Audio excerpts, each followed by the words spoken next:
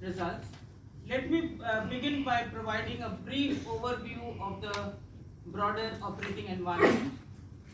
Global economic conditions remain uncertain, with evolving trade dynamics and tariff-related developments across major economies, adding to volatility in financial markets.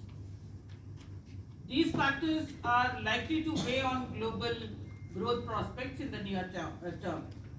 On the domestic front, while a slight moderation in the GDP growth trajectory is anticipated in the FY26, key macroeconomic indicators supported by policy interventions continue to underpin the cautious, optimistic outlook of Bharat. The RBI's recent decision to reduce policy rates and shift its stance from neutral to accommodative is both timely and growth supportive. In this context, I would like to share highlights of my bank's performance and the overall operational performance of the bank. Despite the challenges, as I told in the beginning, the bank has demonstrated strong resilience anchored by solid fundamentals, healthy profitability, robust capital adequacy, and sound asset quality. Our strategic focus remains on pursuing sustainable growth and with a calibrated balance between top line expansion and bottom line strength. I'll just give you a brief on the key financial highlights for FY25.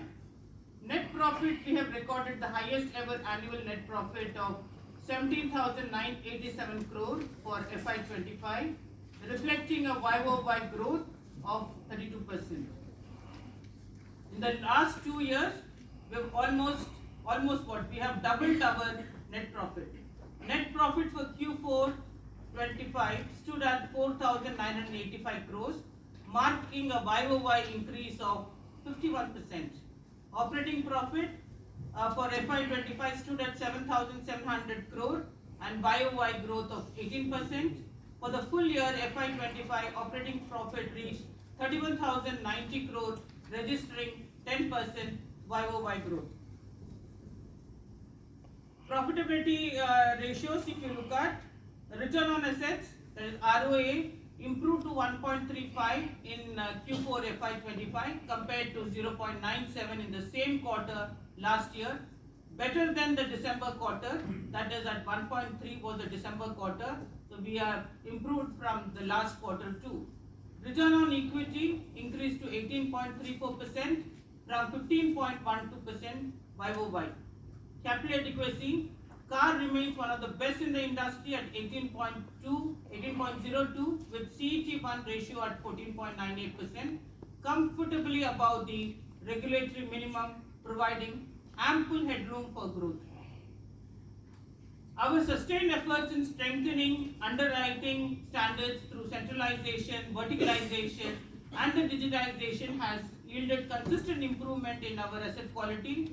Gross NPA reduced by 116 bps YOY to 3.60%, outperforming our guidance of 4%. Net NPA declined by 40 bps YOY to 0.63%. Provision coverage ratio is at 94.61%, reflecting a well-provisioning balance sheet. Let's talk about the credit costs and slippages. Credit costs stood at 69 bps for Q4 FY25. 66 it was in Q4 FY24. Slippage ratio was contained at 1.13% in Q4 FY25 compared to 1.56 in Q4 FY24. Gross slippages for FY25 stood at 12,073 crore. Net slippages around 10,478 crores.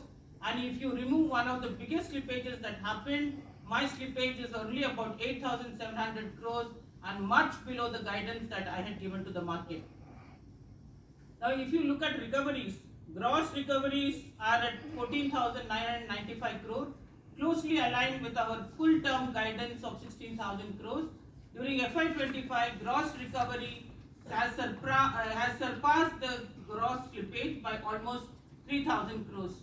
With regard to margins, NIM was at 2.91 crore for FY25, within our guided range of 2.8 to 3%. That's what we had given the guidance. And NII, net interest income, registered a YOY growth of 1.76%, while a robust 23% growth in non-interest income helped offset the moderate NII growth.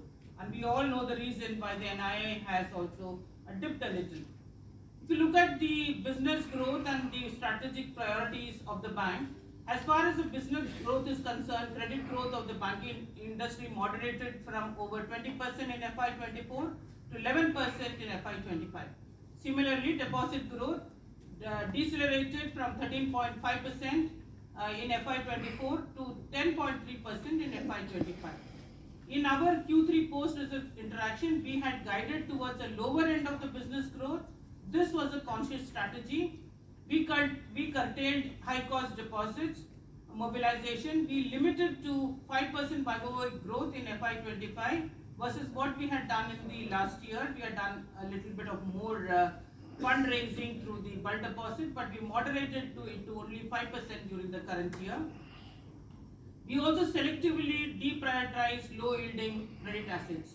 As a result, total deposits grew by 7.2% YOY, and the guidance of, as against the guidance of 9 to 11%. Advances registered 8.6% growth as against the guidance of 11 to 13%. However, if you look at the segments, various segments, current account has grown by 17%, retail term deposits by 8.6%, retail lending by 22%, MSME lending by 12.5% we have grown. With regard to the strategic mix of business, our internal target remains, as we have been talking about, retail to bulk deposits 75 to 25 and RAM to corporate lending to 55 to 45, with adjustments aligned to the evolving market dynamics. Yesterday we had the board of directors has recommended a dividend of 47.5% for the year ended March 31, 2025, subject to the requisite approvals, of course, reflecting our commitment to delivering positive value to our shareholders. We have got another good news, of course, the amalgamation of RRBs effective May 1, 2025. Union Bank has been entrusted with sponsoring the newly amalgamated Andhra Pradesh Gramina Bank, reflecting trust in our capability and to lead in the rural markets. If you look at the guidance, what I am going to give you, the recent policy rate cut by the Reserve Bank of India is anticipated to exert downward pressure on the bank's NIM in the near term. So I will not be, it's a little volatile and a fluid state, so I should not be able to give any kind of policy guidelines on NIM. Reductions in the policy rate are typically transmitted more swiftly to the repo rate linked loans, whereas adjustments on the deposit side, that is MCLR linked loans, tend to occur with a lag. All of us are aware of that. Looking ahead, it remains challenging to accurately assess the future rate conditions by the RBI, given the prevailing market volatility and the evolving macroeconomic conditions. In view of the above, we believe it is prudent to closely monitor developments in the immediate term and provide calibrated guidance on business performance and profitability at an appropriate juncture. In conclusion, I can only tell you that we as Union Bank remain firmly committed to building a resilient balance sheet and delivering sustainable growth across core verticals. Our focus strategy anchored on centralization, verticalization and digital transformation is, we have seen that is yielding results. As always, we continue to prioritize profitability and prudent growth rather than chasing top line expansion at the cost of bottom line. Before I conclude, I would like to emphasize that Union Bank of India is fully equipped to handle any cyber threat that we may have, and we have taken proactive, multi-layered defense strategy, and we are continuously monitoring all our strategies. The bank operates a state-of-art cybersecurity center of excellence in Hyderabad and a 24/7 cybersecurity operations center also, enabling real-time oversight and response to any kind of a threats threats in our digital channels. Comprehensive awareness programs have been conducted to educate both staff and customer, ensuring cyber preparedness and resilience at every level. Thank you, and I'm ready. All of us are here ready for any questions from your end. Thank you very much.